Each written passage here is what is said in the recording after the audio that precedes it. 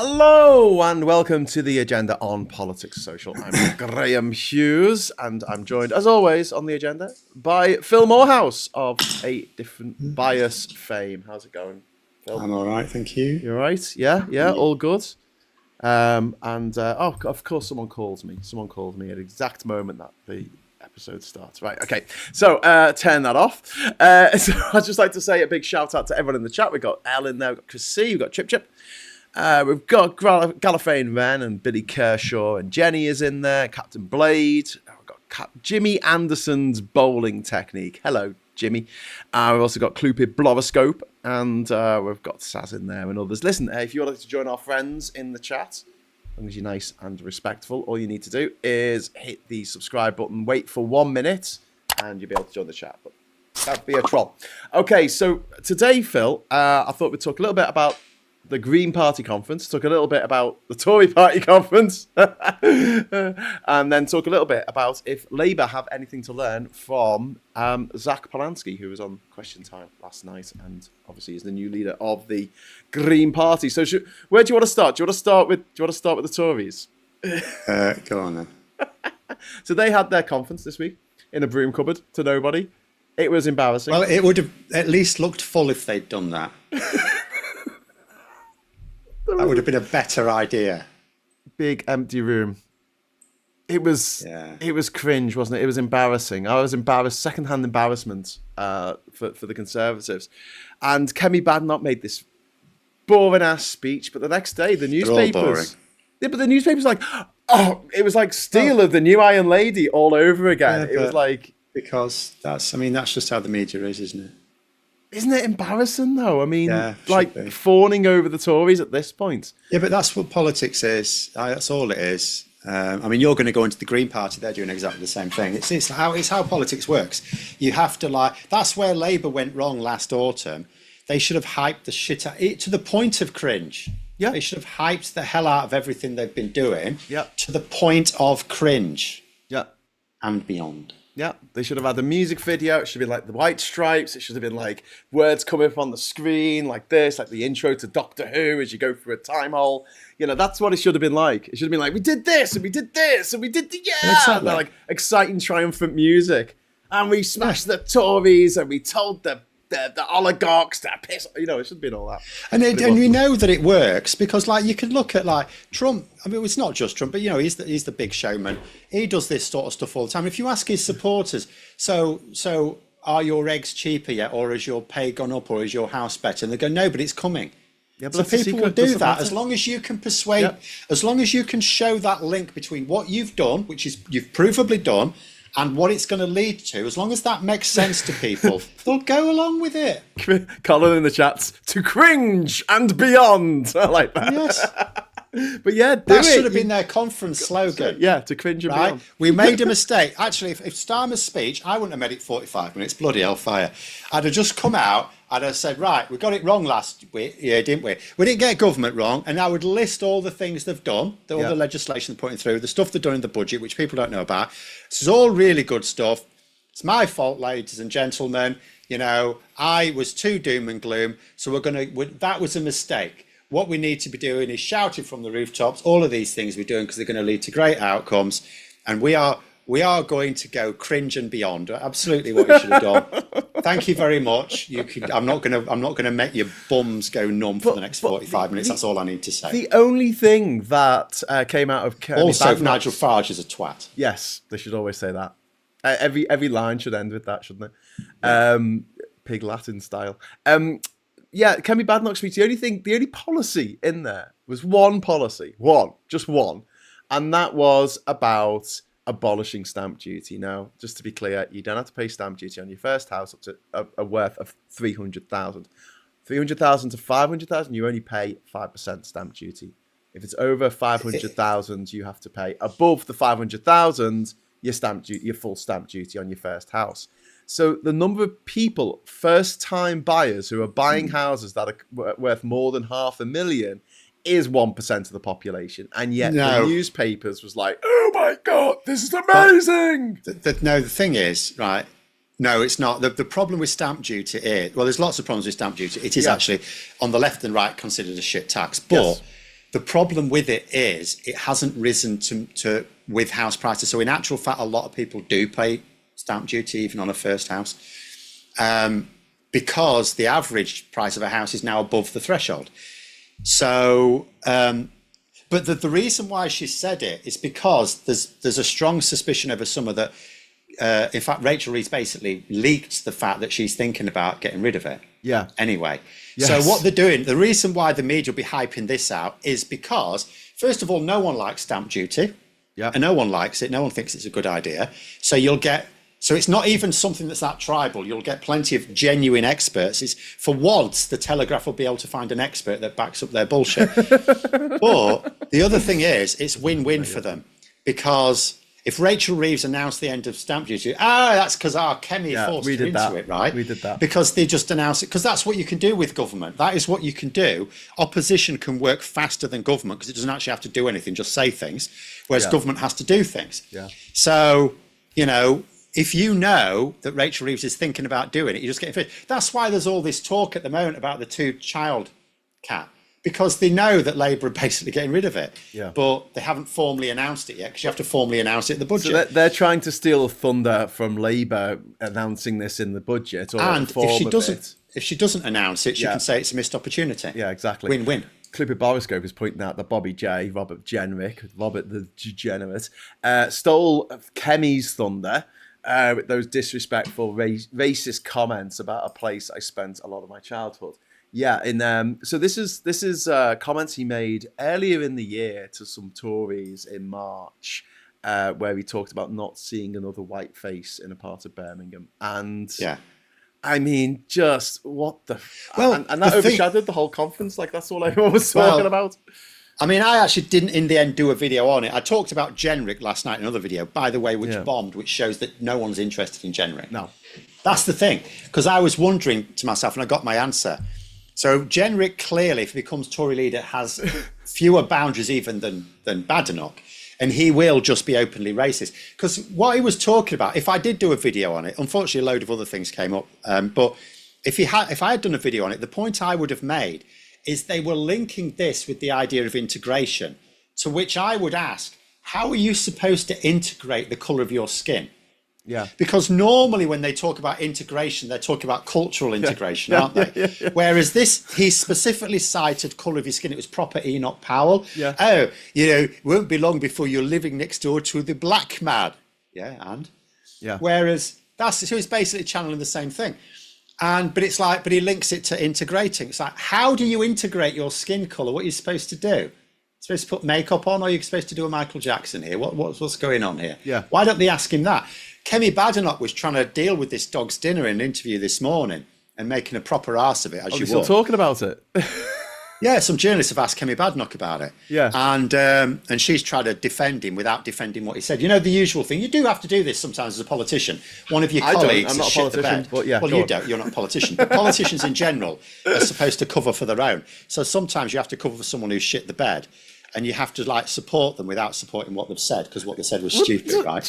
Yeah, that was killer though, because he's a big competition. Like, if there is a leadership election this year, which there probably will be, I can't see it lasting the year. No, next year. I reckon next year. Do you? I reckon it's going to be this year. I reckon it's going to be next month. I think next year. Go on. Anyway, sorry. You were just saying about. You were the one talking. No, I interrupted you. You were saying about Kemi Badenoch, having to defend. Sometimes you have to defend. Well, you do, because, I mean, her only option is she could sack him for saying it, but then she's sacking her main rival, then he's completely unleashed. She's too weak, basically. She's just too weak. And the thing is, she was already weak in the first place, and she's made herself even weaker by, so last year, after the election, YouGov didn't actually get commissioned for any voting intention polls for ages. So I don't know I'm not just going to pick any old crap pollster, right? Ipsos don't do them very often. So for me, YouGov and Ipsos are the ones who are the most accurate on voting intention polls. I don't look at anyone else if I've got theirs. So what I'm saying is I don't know what the Tories were polling on when she became leader last November, but I do know what it was in January. So basically, the Tories are polling 10 points lower now than at the start of this year, when she was a new leader. So she's lost them 10 points in the polls. So obviously any leader in that position is going to be quite weak. You could say the same thing of Starmer, but he's in government and he is actually delivering. So he's going to get time on the delivery, whereas Badenoch can't deliver anything other than words. So the polling is all she's got. That is her entire metric. And it's gone down 10 points, and it wasn't high to begin with. No. Yeah, anyway, deliver. So she's stuck. She's completely. It's one of these things. Like if I'd have been advising Rishi Sunak in early days, like in a non-partisan way, I could have got him into a decent position. I reckon, right? I know that might be a big-headed, but I reckon I could have done. Same thing with Badenoch, but it's like you get to a point where you think you're basically knackered. There's nothing to be done about it. It's a bit like the Simpsons thing with the Steve Martin episode on the sanitation, where Homer Simpson's knackered it all, so they bring the old guy back, and he just comes up to the mic and goes, "You're all screwed. I'm off." Because there comes a point where you cannot rescue it. Yeah. Kemi Badenoch cannot rescue her position now. But that doesn't, and I think they probably should just get. Do you know what? If it's going to be Jenrick next, even if I was a Tory MP who thought he was a bigger tosser than Badenoch, I would still say just get it over and done with. Because the sooner they get her out and him in, the sooner they can get hit. And don't panic about having a third leader again in a parliament, because at the end of the day, it's better to do that than keep a shit one, right? Yeah. He is going to be the Liz Truss of this parliament. Yes. He can't screw up as quickly because he can't actually destroy the market. But nonetheless, I would just say get him in, let him fail another year, and then we'll get someone better in. But I think they will wait, because they'll know, like, if you wanted to give your next leader a chance, you would wait until after next spring, because next spring is going to be an absolute disaster in the Welsh elections and the Scottish elections for the Tories, and very likely the local elections as well in England. So why would you get rid of your failing leader only to then instantly give your new leader another failure? You would wait. You'd wait till after those elections, then you would do it. So I think, next May is when she's in trouble. Because otherwise you're just tripping Jenrick up. Yeah, good. Well, I know we would want to do that, but I don't think Tory MPs want to. Yeah. Well, there was an interesting image that you shared earlier on the WhatsApp, which I'm just sharing with everyone watching. Recycle your Tories here. Reduce, reuse, Reform UK. Reform UK, Britain's worst recycling project. Yeah. And they should really lean into that. This is a little bit... I don't think it puts it clearly enough that it's talking about the fact that Reform is recycled Tories. Do you know what I mean? It's yeah, but you could use this as part of a campaign, couldn't you? Yeah, absolutely. I mean, no, it's a good start. It's a good start, and this is sent out by Labour, was it? Yeah, Labour did this. So yeah, good on them. Good on them for finally, getting their arse into gear on this. It's only a shame they didn't show 7 bins, isn't it? But never mind. Well, yeah, but also, I mean, just looking at the image, it's just a bin. Do you know what I mean? It should have like the people who wear Tories, so Lee Anderson and the Dolly's head, absolutely, sticking out the top of the bin, looking stupid. And because they've all moved across. And you could really go with it. Absolutely, you with could have Kemi Badenoch going out with a box and chucking Tories into it. Yeah, with Nigel Farage next to it as the binman. Yeah, that'd be a great image. That'd be a great image. You could really go with it. But it's a start. It's a start pointing out that Reform my worry is it's the start and the end, that this is their thing. My worry with Labour is they keep doing this thing so that they can say we've done this thing, and then it's like, but where's the campaign? Where's the full coordinated campaign where you're really going to push it? Because do you know what? Farage as the bin man. That's brilliant. They should employ you, mate. Well, they should. Or just hire me for advice. I could give them for free, and then, just an hour each week. That I'll just set them up for the whole week. That could really like catch on. Like, the bin man. Oh, you're voting for the bin man, are you? Do you know what I mean? The bin man. But they just do all these things. Like, there's loads of people out there now know that Keir Starmer's dad was a toolmaker. Why? Because he kept bloody talking about it. That's what you do. I mean, that ended up getting to the point of cringe and beyond. Yes. He mentioned it in his speech last week as well. Did he? Yeah, he mentioned it in his speech Which, by the way, it wasn't 45 minutes. Oh, if you were talking about the Keir Starmer speech, it was an hour long. It was over an hour. I don't listen to these things. I sometimes read transcripts. I missed that in the transcript. Yeah. Anyway, he made reference to the fact that he mentions it a lot. Nonetheless, if you mention something a lot, the message gets out there. Yeah. So that's what they need to do. They can't just say something once to say they've said it. You've got to keep saying it. Like I keep saying, there's several things you can do, right? Like, and I've said this before, and I'll say it again. Whenever any Labour MP, Starmer, senior ministers, junior ministers, backbench MPs, anyone who's willing to actually bat for Labour, whenever they're asked about small boats crossings, they should preface every response with, "Oh, you mean the Farage boats, right?" Yeah. Literally every single time, without fail. Yeah. You make it cringe. To the point of cringe. And then if they ask you, why do you call it the Farage boats? Well, that's brilliant, because now they've wasted one of their questions and you get to talk for 5 minutes about why you call it the Farage boats. Yeah, exactly. Well, this is the sort of thing that I wanted to talk about with Zack Polanski, because I do, and I'm probably going to have a little bit of debate about this, but I do think there are certain things that Labour can learn from Zack Polanski. One is about positivity. Like, forget about the whole politics of protest, politics of power, but the positivity. He did a campaign video this week that was put out about bringing hope back to the nation. And it really struck a chord with a lot of people who are feeling a little bit politically homeless at the moment. Sure. And have you seen his YouTube channel? No. That is not positivity. That is not positivity. Is that? Let me go through it. Go on. Labour are shit. Labour are shit. Reform UK are shit, Labour are shit, Labour are shit, Labour are shit. So what's the actual titles of the videos you say? So the titles are The Future of Left Politics, right, with Ash Sarkar. That was his first one. And then the thumbnail. Shit. And then no, I'm talking about what it's about. And then the thumbnail title is Inside the Corbyn Years. So the title is The Future of Left Politics and the thumbnail is The Past of Left Politics. But also, what he's doing on YouTube, I look at his YouTube strategy, I can't comment on other social media, but what he's done in his YouTube strategy is just basically attempt to piggyback off other people. So he's done a video with Ash Sarkar. Yeah. Now, I've tried to have a little look, because Novara Media aren't doing too well at the moment with their views. They just bang out loads of videos. But generally speaking, she's one of their better ones. So he got 60,000 views for it, but that's probably about on par for her. Then he did one, Our Country Needs Immigration, with Zoe Gardner. Now that did 39,000 views. So that's actually, because Zoe Gardner doesn't get anywhere near that much herself, that's not bad. So he added value there.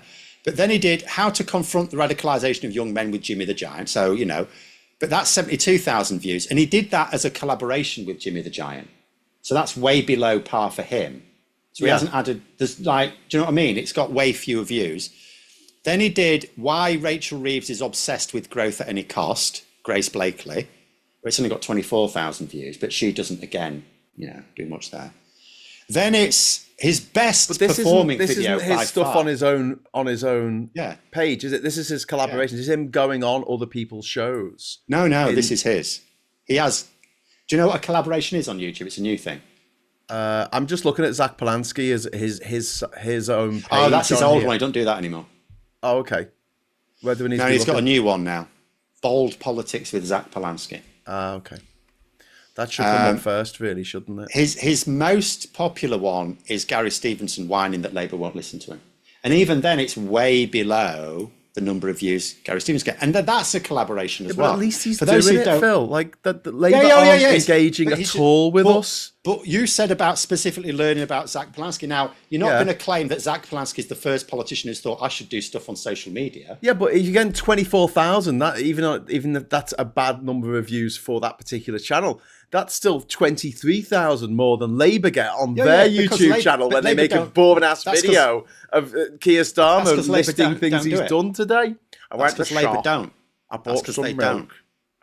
Well, exactly. That's because they don't do videos. So my conjecture is that Labour could learn some things from Zack Polanski. But what? Give me an example. And you're not making me feel now that I'm wrong in saying that, No, but give me an example of what it can. You've said about the positivity.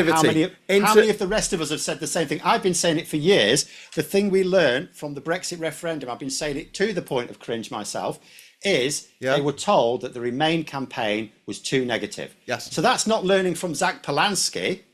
That's just learning from what people were saying 10 bloody years ago. That's okay, learning. but that's one of the things he's doing, and Yeah. going on Well, you people's say shows, that, but I talking say to the Grace opposite. Blakely, talking to Gary Stevenson, talking to Jimmy. So, but let me just finish on that first one, because you said about positivity. What I'm just saying to you, the stuff he's presented on social media is negativity. Every single one of those videos is attacking something. It's not promoting anything. It's every single one of them is attacking. Well, I mean, I kind of like the fact that they said on during their convention this last week, they said that they wanted to abolish landlords. I was like, okay, well, that's attacking landlords, but good. Okay, well, yeah, but that's just populism, because what are you going to do then? How do you do that? Well, how do I abolish landlords? How do you abolish landlords? Oh, they've What's got the policy? okay. What's Yeah, the policy? Section 21. Get rid of that. Long term. All No. Tell me. deals No. have to be long term. They want to abolish the right to buy. They want to tax landlords the land value tax. Yeah, no, you're going into you're now Business going into rates lots on of other things. Airbnb for everybody. How do you get rid of landlords? Double tax on empty property. No, none of these things get rid of landlords. How do you get rid of landlords? Ending buy-to-let mortgages. That's a huge thing. That doesn't get rid of landlords. Giving right of first purchase if the landlord decides to sell the property to the tenant. Labour already do that. Taking the money off that they've already given in rent. Second people to get dibs on that is the council.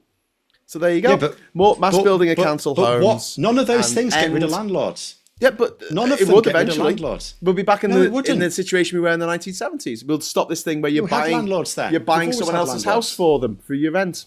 What does the word landlord come from? Lands, owners, lords. The literal because literally the only people who owned land at one point were the lords. Yes. Right. So there's never Also been in a point when there's pubs, not so I been don't know if landlords. that's quite true because I Yeah, don't but- think everyone so who owned what a you're pub saying was a is- lord.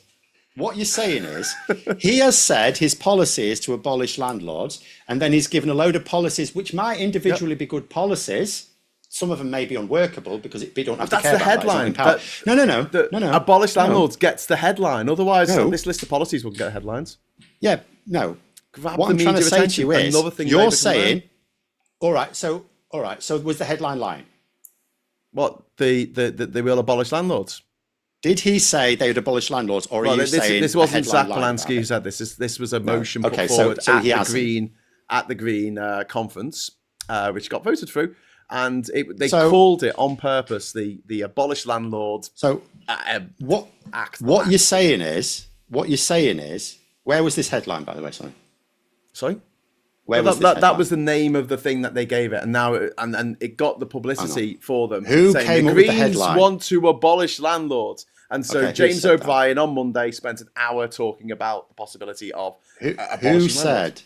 Who said they were going to abolish landlords? The people who put forward the Was it the Green policy. Party? Yeah, Or was yeah. it someone that's so they have said they're going to abolish landlords. Then they've listed a load of policies that don't abolish landlords. So that's lying. Well, no, it goes towards abolishing landlords. You put all these things doesn't. into place, there'll be No, you hardly don't. any private landlords. We've had there'll be loads of them. Why? Why How would you go any in of for those this? things stop someone You've essentially buying got a to house pay and then people to renting live it? in your house. It would but end what? buy-to-let mortgages. Yeah, but that's a recent thing. We had landlords before then. Okay, it's something Hardly you should get any. rid of. No, but in there were the loads. 1970s, it looked like landlords were on the way out. And landlordism, They don't didn't. forget, is something that the people on the left don't like. But it's also people on the right don't like it as well. Adam Smith, I guess, Yeah, Tory, economist. wrote The Wealth of Nations. But he's the one he who talks hated about landlords. wealth tax. Yeah, but he also promotes the wealth tax that works, which they should listen to. Yes.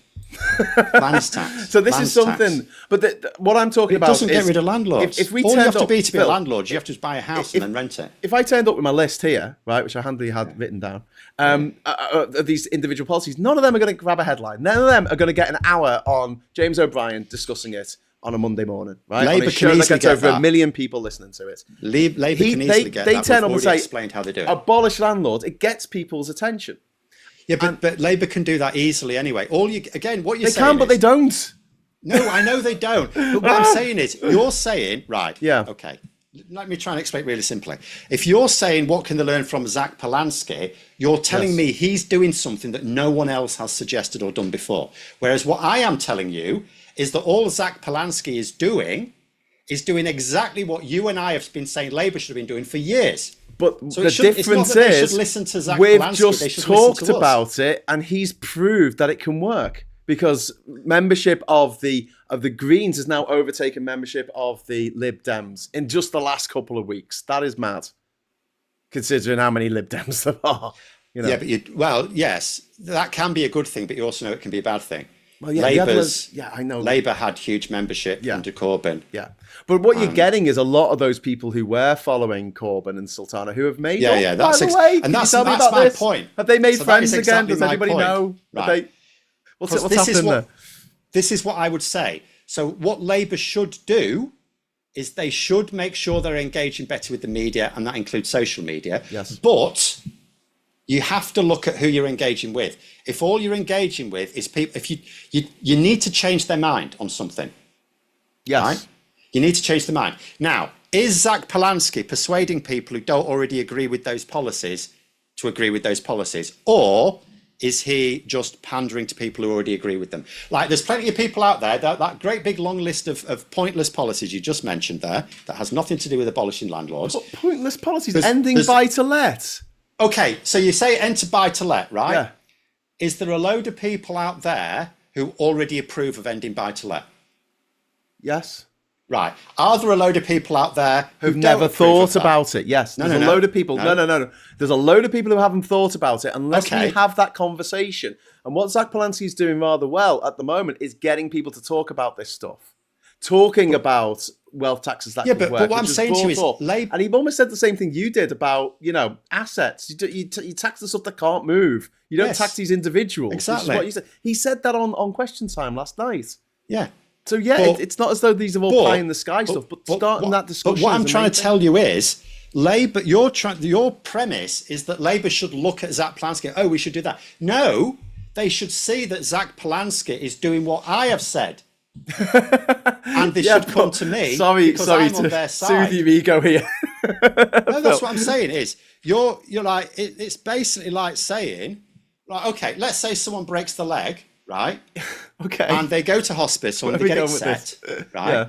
And they get it set and they come home. And then a mate of theirs breaks the leg. And instead of going to hospital, they go to the mate whose leg's been set and say, oh, you need to help. You're going to help me set my leg. They copied the person who went to the hospital. They went, okay, that worked. You broke your leg.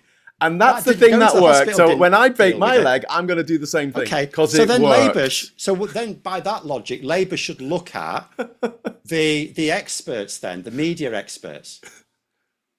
That's what they should do. No, but my point is that Zack Polanski, policy aside, just interacting with social media, coming out with bold stuff that gets people talking about it, and I think that's the important thing, because all we've been talking about for the last 10 fucking years has been Brexit and immigration and trans people. But let's change the conversation. Oh yeah, absolutely. And Labour could do that. You say that he's been bold. I say he's pandering to people that are already supporting him. It doesn't matter. That doesn't matter. It does matter. What matters in politics, you're always going to have people who support you, and you're going to have people that don't support you. But that's a minority. Both of those are minorities. The majority of the people don't give a shit. They just get on with their lives. Something's happened. What's happened? My new fucking something. It's all right. Okay. Sorry, I thought you meant like... No. Bomb's gone off or something. What's happened? Something has. I don't know. Oh, shit. I know what it is. Right. Sorry, I knocked my keyboard. Are you playing World of Warcraft while you play? No, I knocked my keyboard into my Stream Deck, which I hardly ever use for anything, but I knocked it into the volume up button, and and I was just booming over the speakers. Sorry, mate. Didn't mean to deafen you. Just before we go on, we have got a couple of super chats that I have to acknowledge. Paula Thomas, thank you very much for the £10 super chat.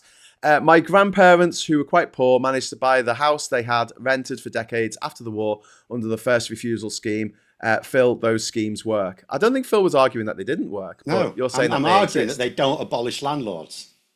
It's on the way. It might move things back in the other direction. Why do you have a law against murder, Phil, to try and stop people murdering? Will it be 100% effective at stopping murders? No, it won't. But it stops a lot of them that would have happened otherwise if it was. But there's a difference. Yeah, but no one said when they introduced the law against murder, which happened quite a long time ago, to be fair. No one said this will stop all murders. Yes. Yeah. But I mean, that's what the objective is at the end of the day, isn't it? It's but this is you're talking about objectives now. Okay, so here you go. There's a key difference. Advertising 101. If you put reduce the number of landlords, first of all, it's too many words. Secondly, it doesn't sound exciting. You say abolish landlords, people will be like, what? What? Let's have a discussion about why would anyone say that? And then you can say, well, most landlords are evil. You didn't present it. You didn't present it to me as a headline grabbing thing. You presented it as they are abolishing landlords, and they're not. Oh, well, if I did that, I apologise, because my intention was to say they got the headlines. They got an hour of James O'Brien talking about it because they called it abolish landlords rather than we will take a look at section 21 and look. I could do that tomorrow. This is like the Labour Party in 2019 in December, when the Tories had make Brexit happen, or whatever the fuck their slogan was, 3-word slogan, get Brexit done, right? Labour were knocking on people's doors in the middle of winter going, well, what we're going to do is we're going to have a second referendum, and in that referendum we're going to ask people if they want to have a quantitative easing of the relationship with the European Union, and then on the back of that we will negotiate with the European Union what that deal could look like, and then we'll be offering by then everyone's shut the door. Everyone's shut the fucking door. But you need those 2 words, abolish landlords, to get the conversation I could get that from Starmer tomorrow. Do it then, please. He won't. Listen to me. We've already said this before. We've already said how to do it. All Starmer has to do is he just has to get, how many times have I said it? He just has to get journalists round in the morning, do a press conference. They will publish that story. Yes. Whatever he chooses to talk about. He doesn't have to. It's easy. Yeah. He could do it. He doesn't need, again, and it's been proved. It's been proved to work by Zack Polanski. No, it hasn't. It's a different thing. Just before we go on, Phil, sorry. Urbane Legends, thank you very much for the £5 super chat. Talking about renters, it would dramatically improve renters' lives. That's all that matters. It's going further than Labour. Matters to us who won't be able to own ever. Yeah, absolutely right. And going back to the stamp duty thing, again, it is a minority of people who are going to be celebrating that. Well, it was rich people, nepo babies mostly, who were celebrating the idea, Kemi Badnoch's big idea of abolishing stamp duty, which, you can say, well, she says abolish stamp duty, but would it really stop all duties on buying and selling houses? Because there'll be something else, I'm pretty sure. Yes, you'd have to replace it with something else. Yeah. You do it on the selling. You put a tax on selling houses. MH Carer's saying Labour's not in opposition. That's why it's different. Yeah, you're absolutely right. No, that's why it's the a party different of protest, thing. The party of. But what I'm talking about is the communication. The communication that Zack Polanski's done with fuck all budget over the last 2 weeks has been better than what Labour's done with a budget of millions over the last 2 years. But you're forgetting 2 things, right? 3 things, actually. Okay, Labour there's 3 massive differences between Labour and the Green Party. The Green Party, like all small parties, can afford to just target an easy type of voter. They can afford to have an inefficient vote, right? Doesn't matter to Zack Polanski if he lets reform. He says he's not going to, but he is, because it's impossible to do otherwise. He just needs to appear. He can identify a type of voter, like the Lib Dems. So what the Lib Dems do, but they've managed to make it more efficient, do it in a more efficient way. What the Lib Dems do is they identify a type of voter that it's easy for them to appeal to, and then they target the seats where that type of voter is the key voter, right? Now, that limits them, so they can't possibly form a government based on that, but it allows them to still target a lot of seats, and they won a lot of seats. They won 72 seats, and they could win a couple, 2 or 3 dozen more at the next election, right? So Labour can't do that. Yeah, they can't do that. They have to appeal to more people. The other thing that Labour have is they have to make sure, particularly now that they're in power, they have to make sure that what they say they're going to do works. The Green Party don't. Some of those things you're talking about policy, and I'm not talking about policy. I'm talking about communications. Yeah, no, but and what they can learn from a guy with. In terms of the communication, you've got to communicate policy, so the policy still matters, right? Of course, the policy matters. I didn't say it didn't. No, but listen, the Green Party can. A lot of those policies you listed, by the way, some of them would have unintended consequences if you just did them quickly, right? He can ignore the unintended consequences even if they've been shown elsewhere, right? He can sell any policy he likes as long as it appeals to that one type of voter. Whereas Labour have to deliver. If Labour put in a policy in place and it backfires, they'll get clobbered for it. I'm not arguing against that. I'm not arguing about policy. I know that they're an opposition party and Labour are in government, and they're two very different types of things. Yeah, I'm not saying that Labour are doing it right. They're doing it very wrong. I've spent years saying that they're doing it very wrong. So what I am trying to say to you is positivity, interacting with social media, and having slogans that people can get their head around instead of getting lost in the minutiae of detail that just bores people to Zack Polanski isn't doing those things.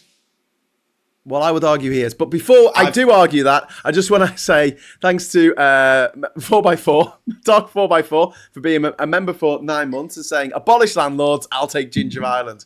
But then you would become the Lord of Ginger Island, my friend, and you would have to pay Ishmael 100 quid a week to live there, which is a quarter of all the money you make. But anyway, Paula, thank you very much for the £2. So what you're saying is you're making a profit. I'm not making a profit. No, for like the stuff I take from this channel, a quarter of that goes to Ishmael to live on the island I own. So yeah, don't worry. I do practice. That's more important. I thought you were going to sell it to American refugees. Yes, American refugees are going to. Someone's doing that. Have you seen that? Somewhere down south. He tried to sell his house and he couldn't sell it. So now he's going to raffle it off with his stick. He's going to flog raffle tickets for $10 a pop to Americans who want to flee Trump. Yep, that's a good idea. I'm going to guess he's not going to tell them about Nigel Farage. Anyway, Paula, thank you very much for the £2 super chat. There's no statute law against murder, really. Well, yeah, because it's such an old law. Urbane Legends, thank you very much for the £2 super chat. Landlord reform appeals to the under fives. The under 45s, the under fives. That big voting block of toddlers. Landlord reform appeals to the under 45s. They're a big block. And One Angry Pagan, Labour strategy seems trying to be closer to key voters. Labour strategy trying to be closer to key voters. I think that's what Phil was saying as well. And Urbane Legend says, let's agree, thank fuck he's moving the Overton. And is he though? Yes. Because we're having these, the mainstream media is having these conversations that it wasn't happening. But is it changing anyone's point of view? Don't go wrong. It's too early to say. The people who don't care either way. Because so you've seen movement in the polls? People, no, I haven't even looked at the polls. I'm talking about. I look at the polls every day. I'm talking about. It's too early to say. The majority of people who don't even think about this stuff, like the whole buy-to-let thing, right? Most people don't know that didn't used to be a thing. You couldn't get a mortgage for buy-to-let before 1995, and then they changed the rules, and suddenly you could, and then you had this explosion of the landlord class. Now we have these the old council homes. The Tories sold off 2 million council homes just by the end of the 80s, and they didn't build any new ones. And now 42% of them are now in the hands of private landlords. They've got renters in, like they used to when they were owned by the council, but instead of the money going to the corpy, it's going to the Sheriff Fatman. Well, sorry, Jimmy's just said that. Jimmy Anderson, your Jimmy Anderson's bowling technique, in fact, he said, bloody hell, give Zack a chance. I am doing. Honestly, no, you're not. I'm actually saying, no, I am. What I'm saying is, at the moment, you're saying positivity. I'm saying, I'm actually following him because I'm interested, right? Yeah. I'm interested in seeing if his project works on social media. And I am telling you, on social media, he is nothing but negativity, right? It's 100% literally negativity. Then you talk about active on social media. I'm saying, yeah, good. And what he's attempting here on YouTube, and it's too early. I'm going to say it is too early. I'm not going to judge his new channel after just a month. But what I'm saying after a month is he doesn't seem to have a plan for it. All he's done so far is get other people who already have a platform to talk to him about things. That's a good way to grow your channel, though, isn't it? It is. Well, argue, but I assure it. I've never wanted to do that. Oh, I found this channel now. It's halfway down the page. But what I'm saying is he hasn't actually done anything himself. Whereas he can't just keep Or can he? Is that all he's going to do? Get people Maybe. in and piggyback? Yeah. Or has he got a plan for his own YouTube strategy? So when you talk about social, again, you're talking about, this isn't about slating what Zack Polanski's done. I think it's a good, I've said for ages that politicians should use social media more. I've said that they should use support base out there. There are people who are out there who have their own platforms. Of course, you should try and engage with that. I've said that Labour should do it. I've said the Greens should do it. I've said everyone should do it. Yeah. But what I'm saying to you is, you're saying that Zack Polanski has things to teach. I'm saying that Zack Polanski is himself a student. I didn't say that. I said that Labour can learn stuff. Not necessarily that he's going to be teaching, but like, I don't think it's a proactive thing that he's doing to try and get Labour to learn something from what he's doing. What I'm saying is, in terms of like, going to school and teaching someone. I think that they can look at what he's doing and going, okay, right. Oh, maybe this is where we've been going wrong all this time, because it's all well and good for us on these channels to say Labour's comms are shite, but having someone who's actually proving simple ways to improve their comms, but I think this is significant. And how did I they do think feel their like comms in the were last good couple before? of weeks he has moved the conversation, maybe not the Overton window, but the conversation on from the obsession with asylum seekers and immigration and stuff that the right want us to talk about all the time ad nauseum. Do you know what I mean? No, because that's what he's talking about as well. What? Okay, well, I'm looking at what they've got on this channel. What Labour should do. Labour sold their really souls simple. to billionaires. Right. That's from Labour. They've Gary increased Stevenson. taxes on them. They've increased taxes on them. He don't talk about that. He don't They talk raise about taxes, the fact. but not living standards. Having a go at Labour, which is what you expect. Well, from- yeah, but okay. So Okay, all right. Then. The one with No. You've just said the a one thing. with Zoe. Right. Our country needs immigration. Putting forward Yeah, a positive that's case the for immigration. positive one. That God, is I'd the love one- Labour to do that. That's the one positive one. Yes, but you say that. I explained in my stream earlier today exactly why they're not doing that, right? They're not raising living standards. Okay, so let's go through. Tell me how this doesn't raise living standards. So you boost the minimum wage above level inflation. How does that not raise living standards? What? Does Sorry, I was raising reading minimum something. wage above the level of inflation raise living standards or not? From what point? From the point we are now, or from From the looking- point they were before they got the pay rise, does getting a pay rise above inflation raise your living standard or not? This is not one by the way, all this. marginally. It's either yes or no. So Well, the answer is yes. marginally. Okay, I'm not saying it's wages one haven't thing. increased with the It's amount not one of thing. inflation. Is it yes have or no? Is it yes or no? Why? Why does that have to be yes or no? Because either it raises living standards or it doesn't. Okay, so at the same time, your water bill's gone up, your electricity bill's gone No, up, your council no, tax that's has part gone of up. So inflation. has it raised? No, It has you're raised it still the above same those levels, for yes. certain The people. So minimum it's a wage- bit more nuanced than yes or Minimum no. wage? No, it's not, because I've said in real terms that means above the increases in energy bills and water bills and council tax. Has that happened though? Yes. So how much have people's wages gone up by?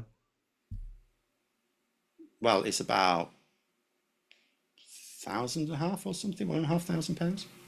And then how much of all the? But what I'm cost saying of is, living gone if up it by? has gone up, I'm just trying to say, look, we're going to spend a whole hour just going through my list here because I've got a list of about 10 Oh things. no! So Well, I've got a couple of super if I chats. Going to say- deal with the super chats, and you can come Yeah, back but to what you're no, about to say. No, hang on. Okay, go on. Do it quickly then. Either raising minimum wage. I'm not saying raising minimum wage above its pound value last year. I mean specifically above inflation. Inflation includes bill rises. It admittedly doesn't include rent rises. We can't do much about that. But it does it above bill rises. Does that work towards raising living standards or not? It works towards it, yes, Right then. but it Next will not one. raise living standards for everyone in the country, not by a long chalk. Plus right. people who are on minimum I've wage. got a list of more. Whatever. Right? Could I do So- super chats first? Like, No. what do you- Just answer yes or no quicker then. Then the next one, raising pensions above the level of inflation. That doesn't help For me. the people it affects, Doesn't just to help be me. clear. Yes or no? That absolutely does not help me at all. In fact, No, it takes I money said off for me the people it 'cause affects. I'm not a pensioner. For the people it affects. Does it or not? Does it what? Does it make their Raise the lives living better? standards. It depends. I'm going to say this again. It depends. How You don't does know it the depend? circumstance- How if Because- you've got more because- money after you've paid your Because you bills? can't take everything into account. You just admitted yourself you can't take into account rent. I can't take or rent the price into of a account, pint no. of beer going up from £1.50 to £7.50. It does take that into account. It does take that into account. I mean, just the cost of living at the moment, an extra 1,500 a year isn't going to touch the sides. That's about 125 quid a month. Yeah. How much do you think these bills have gone up? We were paying last year with our, maybe the year before, when the prices just went absolutely fucking crazy. We were paying hundreds of pounds a month for our energy bills. A month? Yeah, how much pay about 500 in our entire year. How much has it gone up? How much is it going up? I haven't got the numbers in front of me. I have got the numbers. It's going up by £35 a year. But putting up minimum wage, which I don't get, right, and putting up pensions, it's not going to help me. And for the people who it doesn't have to. It's supposed to help. But there are other things that are going to help you. What I'm saying is, I'm trying to go through a list here, and it's like I think it's more nuanced. Either something does improve cost of living, or it doesn't. Not for everyone. It doesn't have to for everyone. Because I'm going to go through some things for other people. For a minority of the people that you're talking about, yes. No, it will right. Improve. So yes. So then, improving public sector pay. Yes, for the people who work in the public sector. So, for making energy bills cheaper. A number of them, not all of them. Making energy bills cheaper. Have they done that? They're putting in place things that you know. All right, okay. So let's put it this way. If we have 95% of our energy coming from clean sources, not fossil fuels, will energy prices go down? No. They won't. If we don't have the price pegged to gas? Pegged to gas. So that's not the question you asked. Ask me if the question I asked. If we unpeg it from gas, yes. If we have 95%, you're trying to tell me if we have 95% of our energy coming from clean sources, that we're still going to peg it to the price of gas when the government wants energy prices to go down? Well, is that what you're telling me? Your question was, if 95% of our stuff comes from my first question was, will it take the price down, and not if it's still pegged to gas? You've said my first question was actually lowering energy. Have Labour said they're going to unpeg it from gas? Well, yes, because that's the whole point. That's literally in the manifesto. I've not seen that. That's the whole point of transitioning to clean energy, so that we don't have it's literally. Why can't they unpeg it now? Because we still get too much of our energy from gas. And what happens if we unpeg it? Like, do we stop buying gas? Do they not sell the gas to us? Yes. The Qatar say, right, you're not getting any more gas? All of a sudden, basically, yes, because then you can't make money. From gas? From gas. Because if anyone brought it over here, then there's no one to buy it. There's no one to buy it. And so the amount of, because it's 43% of our mix is from gas. Because so how does the energy get from the power station to your house? Along transmission lines. On the national grid. Yeah. So how do they bill you a different amount for electricity that came from a solar panel as compared to a gas power station? On Octopus, they say it's 100% renewable, and we're going to charge. Yeah, they lie though, because their prices went up, like same as everyone else's, when the price of gas went up a couple of years ago. Well, yeah, because it's apparently it's a lie. So how do you do it? How do you do it in a way that's not lying to people? I don't know. I don't know what the situation is. I don't know why. The situation is the electricity that comes into your house has come from the national grid. Yes. And everything, all power stations put it onto the national grid. So you have to charge the same price for it. You cannot really have dual tariffs. If you want gas-fired power stations to be a thing, not just as an emergency backup, then you have to allow them to make money. Okay. But the reason why to do that, you have to make sure it's profitable. I said I didn't see this in the manifesto. Like transitioning to net zero, I would assume that would, at some point, they'll say, right, we don't need to peg it to the gas anymore. But I've not heard them actually say it. Like the big problem is it's attached to gas. They even said it in the conference as well. They've said it in the campaign and they said it in the manifesto. The whole point, see. I think Labour need to explain this, and with Sammy we're on this. You can argue about the communications, but they did say it in the manifesto, right? And they've said it in the campaigns. Like that is actually their main point. Their main point about the clean energy, they're not actually pushing it as an environmentally sound policy. They're pushing it as an economic policy. Yeah, which there should be, because I want energy self-sufficiency and it will be cheaper. But that is what they're doing. We will be we will be inoculated against price shocks caused by some idiot. Given that Labour have, whether you've read and seen it or not, or you didn't listen to Ed Miliband's speech, given that they have said the whole point of transitioning is so that we are not beholden to the price of gas on our energy bills, that it is not linked. Good. Will that improve the standard of living or not? Yes. Is that is having 95% clean energy going to increase living standards? Yes, absolutely, Yes. 100%. Right. I agree with that. Is going to have more affordable and social housing raising living standards? Yes. Because even for people buying a mortgage, that's better because, you know, if you've got access to cheaper houses, even rentals, even private rentals cannot keep jacking up their prices much. What I'm saying is there's a whole, and I will let you to the super chats because we've gone on for this for a long time, but I've got loads of others. Okay, I can what's go your over point? loads of others. What's your point? Labour have got some My good point policies. is, I wasn't when you talking about say policies. I was talking that about they're communication. raising taxes but not living standards, what I am saying is they are raising living standards. But we're talking So about policies people saying here now. otherwise. I don't want to talk about policies.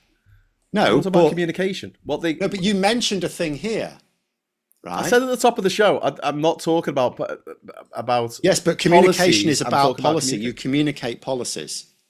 You cannot de-link the This two. is the thing. The Tories famously are absolutely brilliant, and the right wing in general are brilliant at polishing turds. It could be a really shit policy like Brexit, they still have and make policies. people think that it's the best thing since sliced bread. The communication is still based on policy.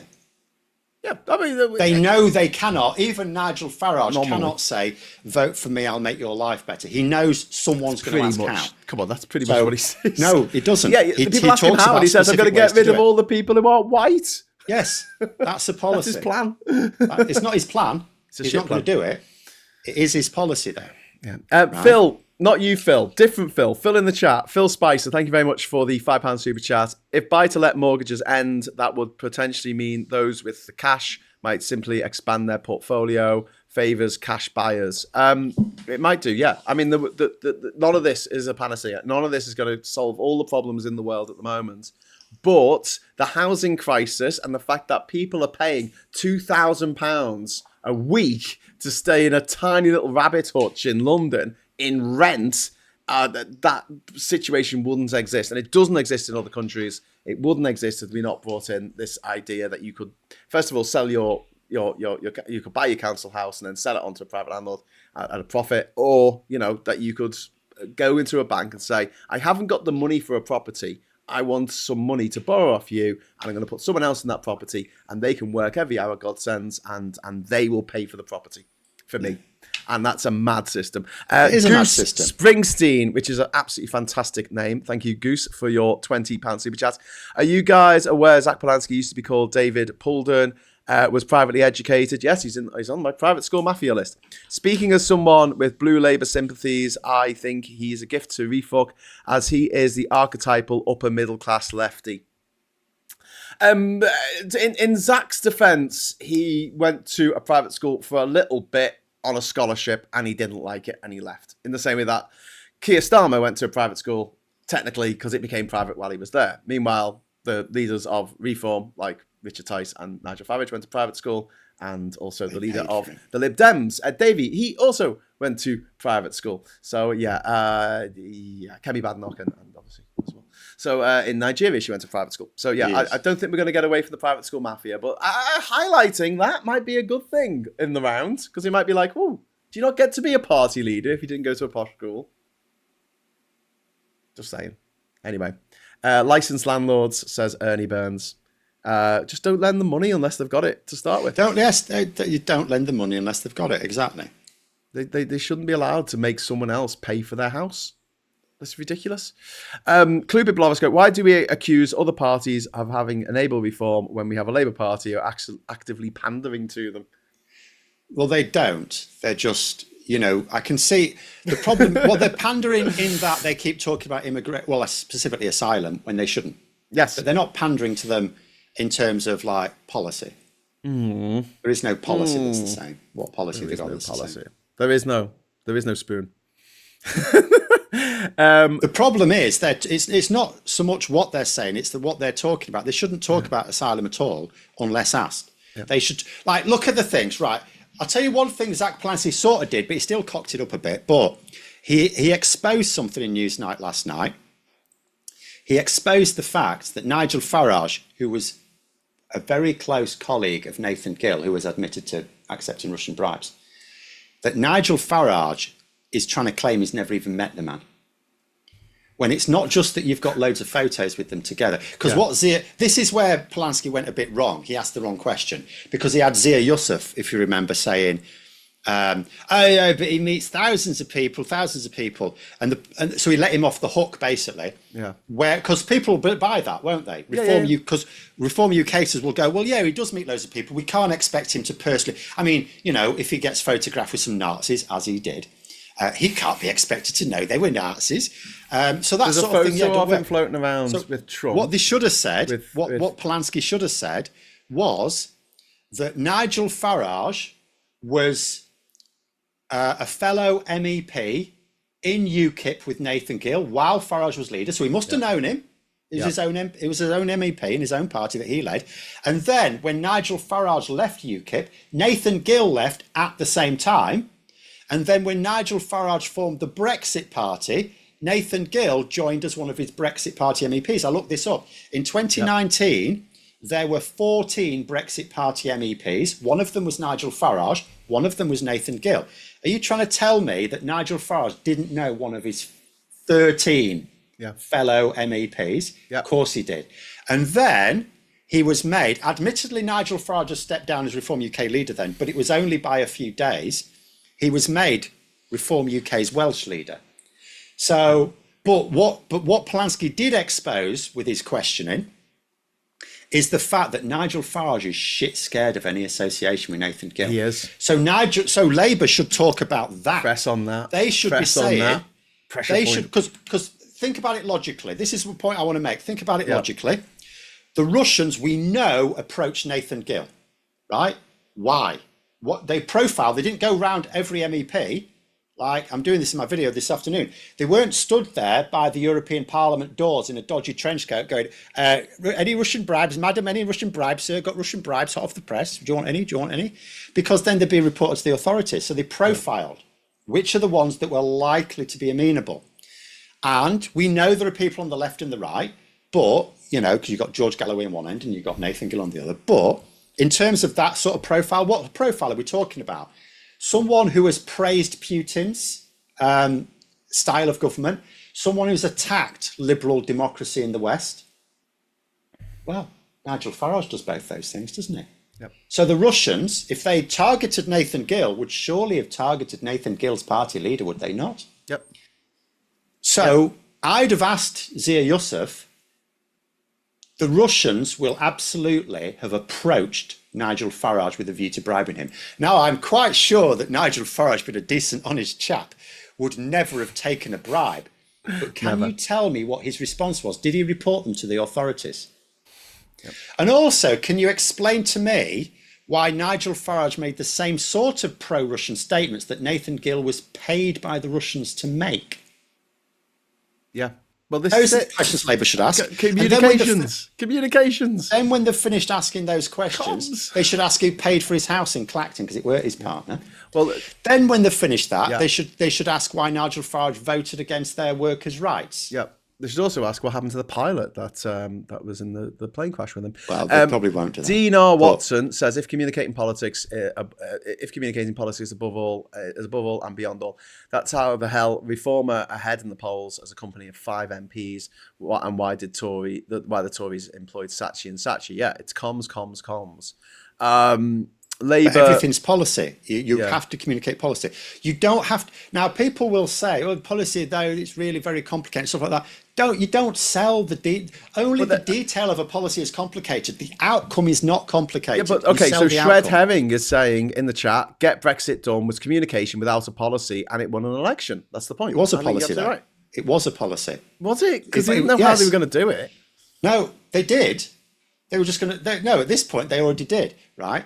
The policy, in fact, that slogan actually didn't appeal to pro-Brexit people. That wasn't for Brexit supporters. It was for people who didn't want to leave the EU. Yes, it was for people who were sick and tired of it. The Get Brexit Done was it was like the torture. We're going to take you off the torture rack. You just have to agree to this thing. So Boris Johnson was appealing to people who didn't want to leave the EU. He was saying to them, Labour cannot win this election. And the polls backed him up on that. We're the only party who can leave.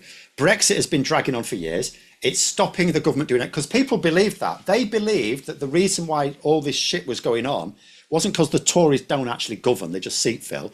It was because they were being tied up with Brexit, right? In some areas that will have been true. It was certainly tying up the civil service from delivering things. So Boris Johnson's appeal to the public was, we either leave or we don't leave. There isn't enough support for not leaving in Parliament. So the only way this election can give anyone the power to do anything definitive is giving it to me, who I will leave the EU. And then we can forget about it. That was his appeal. We'll never mention the EU again. We'll never mention Brexit again. We'll focus on the job of government that you want us to do. That was what that slogan was. That was a very definite policy. It was a very clear policy. Derek604 says Zack Polanski changed his name to honour his Jewish heritage. Polanski was originally his family name before it got anglicised, which is correct. Yeah, it's one of those situations where, you know, Jewish immigrants came over and wants to hide the fact that we're Jewish, because we had anti-Semitism in this country going back way back as well. Yeah. Lee is saying, you can talk all you like about raising living standards, but no one is feeling better off. It doesn't make any difference. Sure. See Joe Biden and the Democrats. Absolutely. But what I'm going to say to you is there's a difference between the average person in the street not feeling it and someone who claims to understand the detail claiming it. Yeah, Chris. The people who say they're looking at this in detail do not get to talk about feels. Well, who do you mean by that? Who doesn't get to talk about feels? Anyone who claims that they are looking at the detail of this and that they are someone who's then providing that detail to the public. So anyone with a platform, the whole idea, why does anyone listen to anyone? It's because you've done the work on this so that you can then break down the key points to me. I think that's quite naive. Why do you watch the news? People listen to Farage. People listen to Trump. They haven't done the research. They just come out with no, but they're politicians. I'm not talking about politicians. I'm talking about people outside of it who claim to be informing. Your claim, if you're on the media, in a perfect world, sure, but come on, no, we live in a world sick of experts. You are either there for entertainment purposes or information purposes. You can combine the two. Infotainment's always good. But you are there for one of those two purposes. You can either inform or entertain.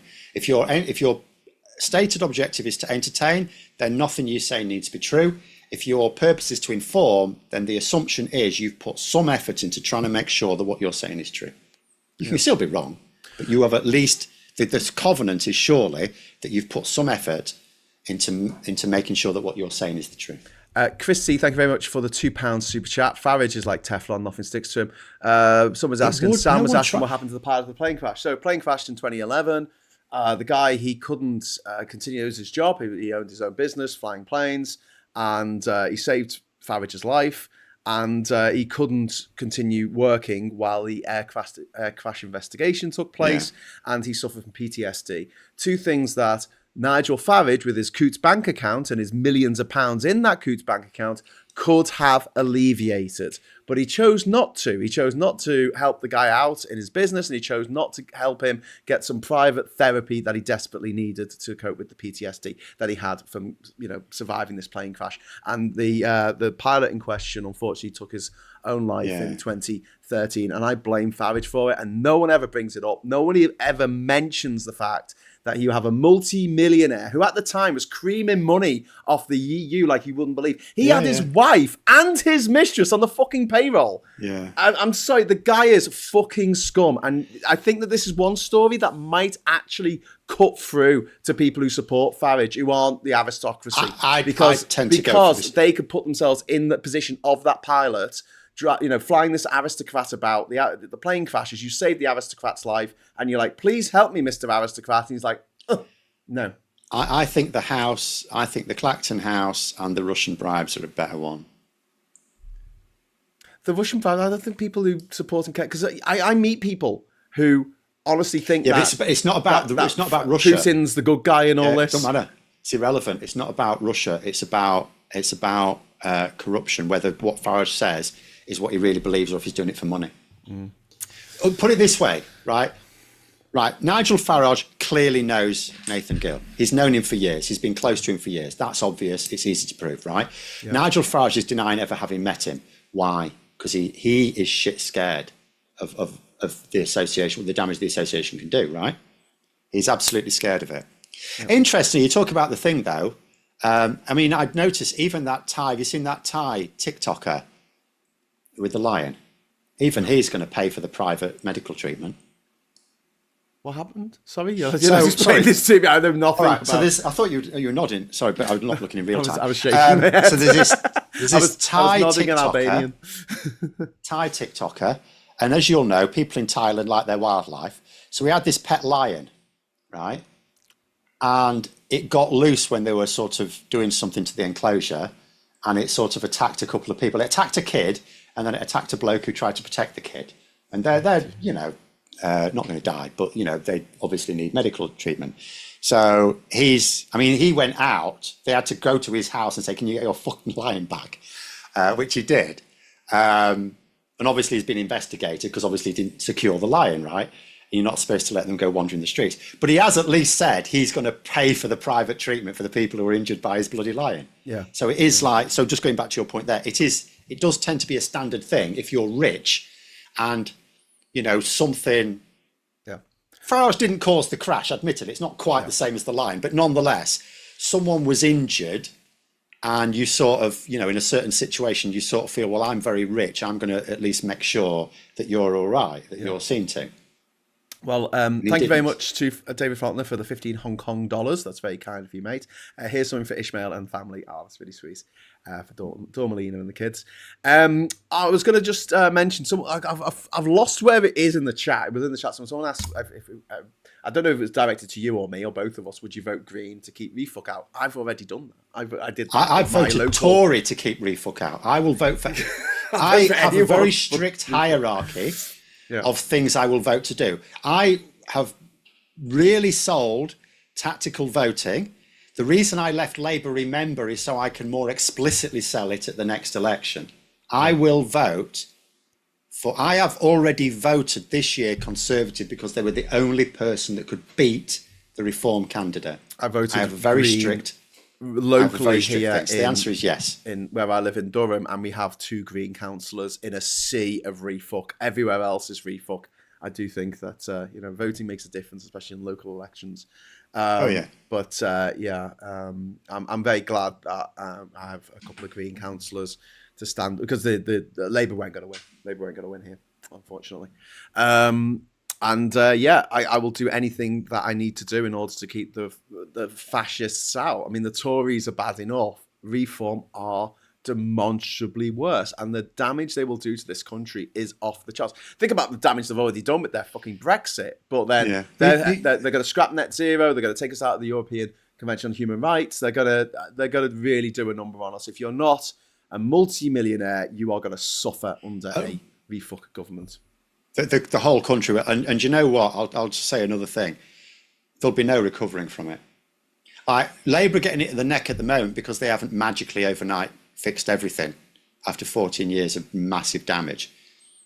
What Reform UK will do to this country will be unrecoverable. Yes, seriously. Yeah, like what Trump's doing. If you look at America's not going to recover from Trump, even if. Let us say, because in all honesty, although it looks like doom and gloom over there is hope. The fact is, Trump's an idiot. A lot of the people around him are idiots, And the fact is that Trump can't even behave strategically. He's now managed to get the Department of Justice to charge that New York attorney now. So he's got Comey and Letitia. What's her name? Forgotten it now. The one who prosecuted him a couple of years ago. Jones. Yes. So now she's been indicted for something that Department of Justice attorneys had already looked at and said there's no evidence at all here. So they've done it anyway. So, you look at this, so the fact is, and this is politically motivated, that's not strategic. It's political. It's his own petty acts of revenge. So Trump could well sink himself by just being such a cretin. So, but even if, best case scenario, the Democrats take control of, say, both parts of Congress, the Senate and the House. I don't know how realistic it is, but let's say they could in the midterms, and then Trump gets ousted for a Democrat president because he can't steal it. Although there will be argy-bargy, and JD Vance will not have Mike Pence's scruples. But let's say that's the best case scenario, right? even then America's still screwed. Yeah. There's no recovering from what he's already done. Yeah. You're not recovering from it. There's damage, there's permanent damage done with what Trump has just done in like half a year. And you think Reform UK, we don't have midterms. If Reform UK get in, they're in for 5 years and there's nothing.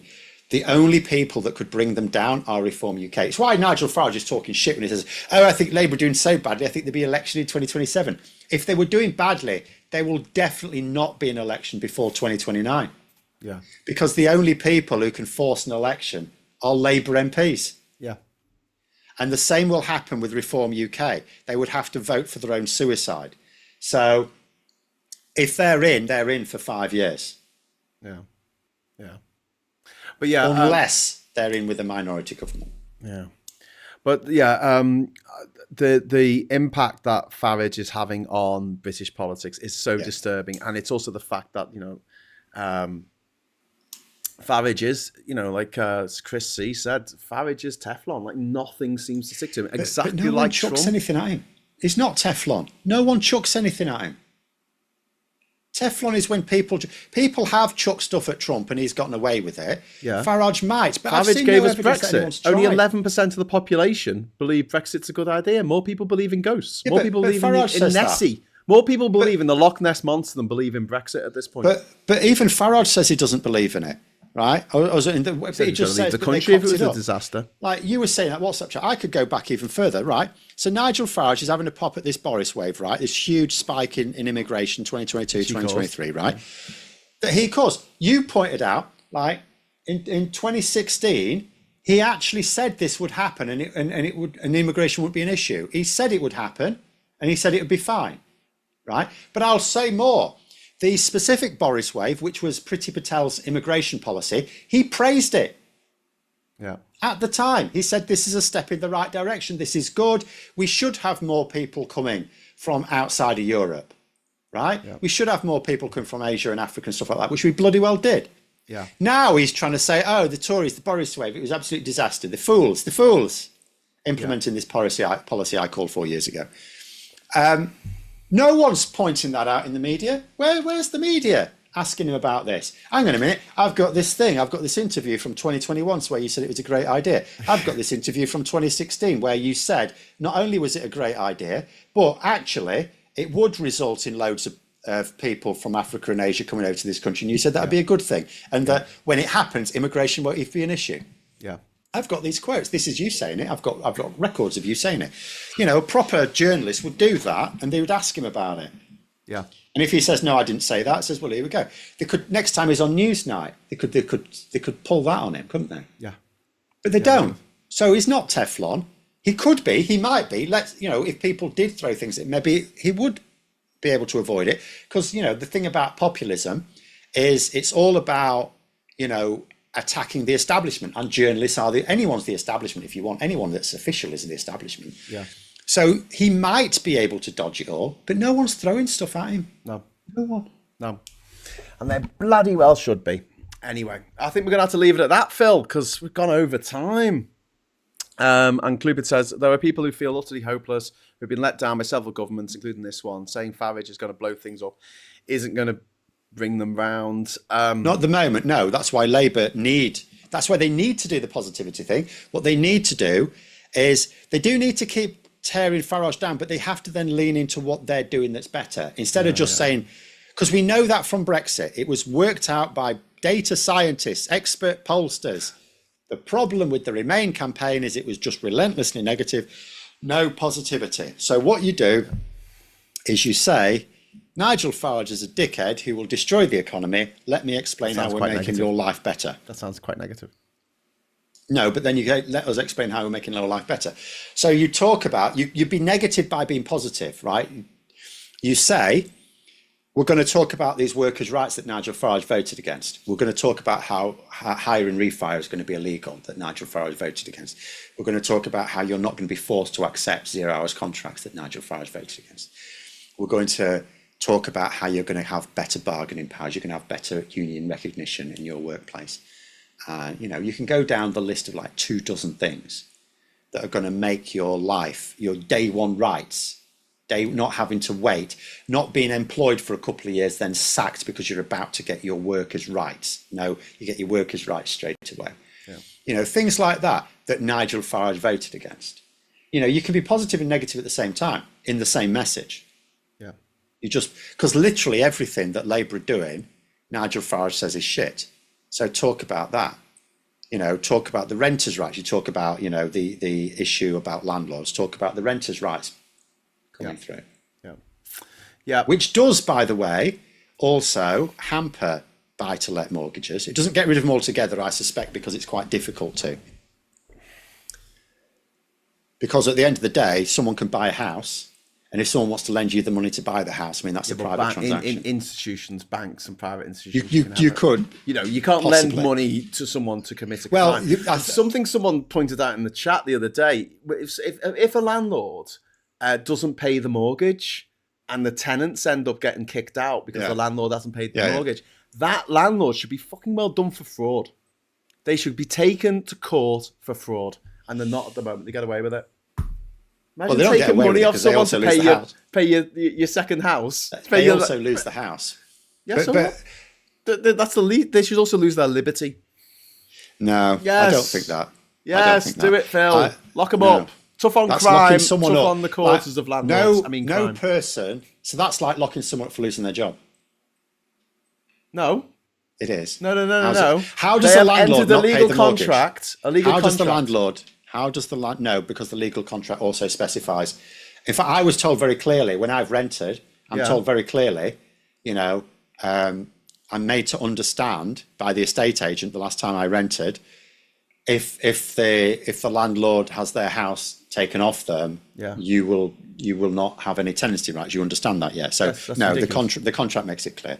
No, that's ridiculous. You should have tenancy rights. You should be able to sue them into oblivion for making you homeless. This is a basic human right, the right to shelter. But you say that. So you look at the landlord. No, you look at the landlord, and the landlord has loads of money legally got this buy-to-let thing, right? Yeah. So they're not going to lose. They don't want to lose their house. So if they can't pay the mortgage, it's because they themselves have lost income somewhere.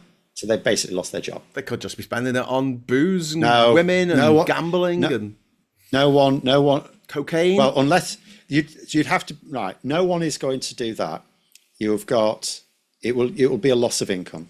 It'll be a loss of income. I think you think people are more logical than they actually are. No, it's nothing to do with logic. It's really simple. No one wants to.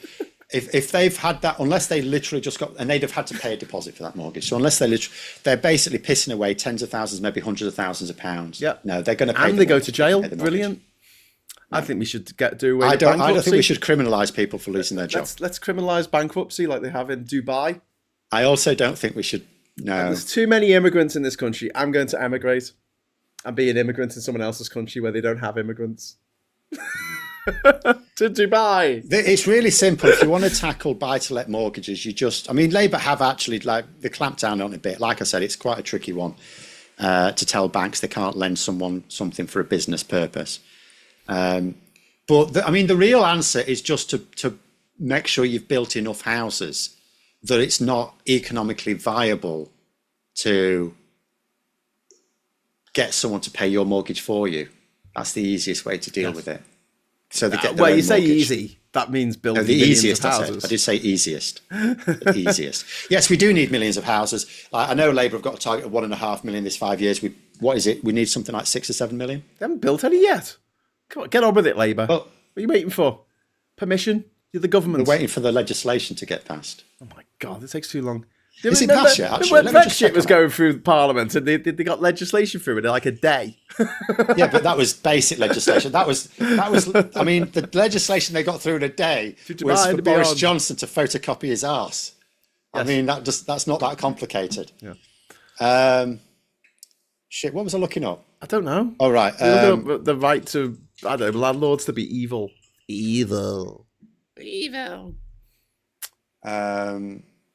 Shit. I don't know where it is. Do you know what I should do? I'm going to have to look at it. I don't know what it's called. I've got this blood pressure monitor off the ADHD people, right?